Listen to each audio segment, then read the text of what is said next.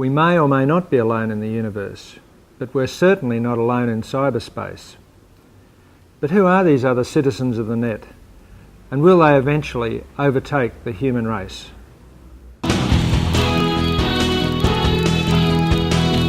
Hello, and welcome again to the Theories of Everything program. I'm David Tower.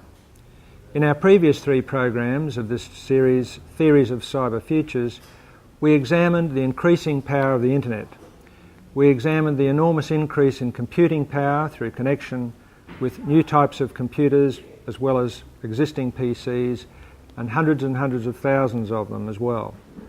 We examined also the increasing bandwidth so that communication is possible from between any individuals anywhere on the planet.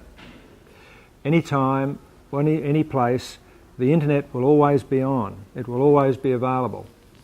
We also examined in those programs the connection between humans and computers and the way that gradually there's a closer and closer linkage between the two, so that humans will be able to speak, and already do to some extent, speak naturally to computers and vice versa.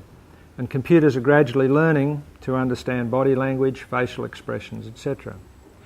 But really the way to understand the evolving internet and its impact on our future civilization is to look at it as the connection between all of human intelligence augmented by computer intelligence.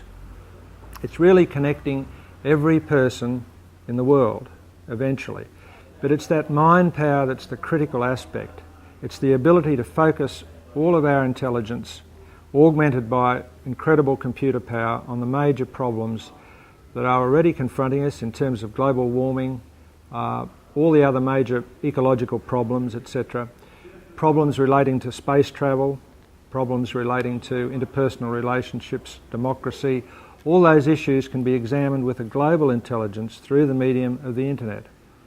So really what we're looking at here, viewers, is the internet as our new cyber world. The internet will compress space and time, already is. Instant communication with someone on the other side of the world. Space is no problem. Time is no problem. Anywhere, anytime. So this will become our new reality over time.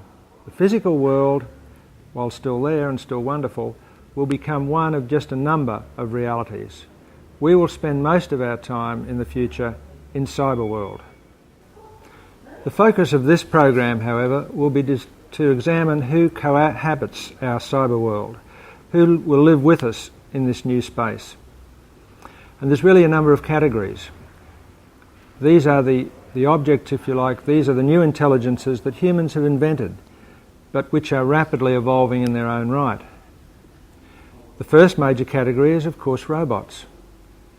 And the second category are the new forms of intelligent agents that live in a silicon world at the moment. So robots have been around a long time. They were invented, in fact, probably the earliest formal robots were the articulated statues of ancient Egypt about 3,000 years ago, which were manipulated by priests covertly and made to seem lifelike.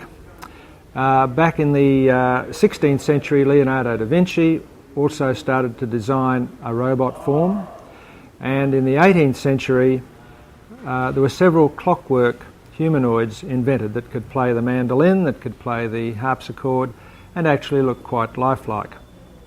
Things got moving in the 19th century and in the 20th century particularly, when the first robots that could actually walk and talk were designed by Sony Corporation. These robots were quite spectacular. They could walk upstairs, they could speak, and they could also play music. Their cameras could interpret musical notation and, in accordance, play different instruments as well. But these were still early forms. It's amazing that, in fact, these forms of robots, these more natural, human-like robots, didn't really emerge until the 1970s. Of course, before then there were some industrial robots in factories doing welding and cutting and so forth, but these were virtually extensions of mechanical industrial processes working in predetermined steps. Our humanoid robots developed further in the 90s, and there was really a big shift because in the 80s robots or robotic devices, for example driverless trucks which were developed, which NASA attempted to develop, worked on a top-down approach.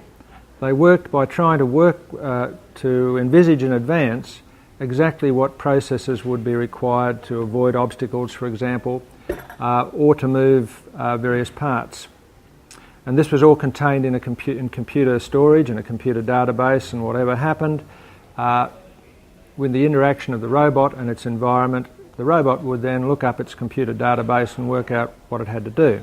This was a top-down approach, and in fact it didn't work very well at all.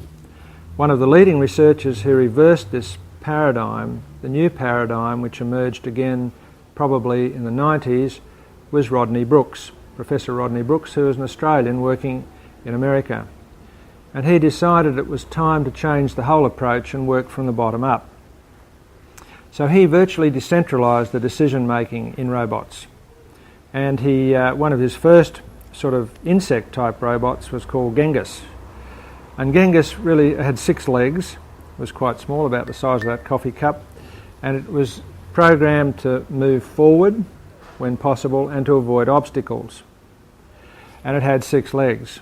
So each leg was programmed to move forward, avoid other legs, and keep going. When it hit an obstacle, it would avoid that, and it would remember how to avoid it.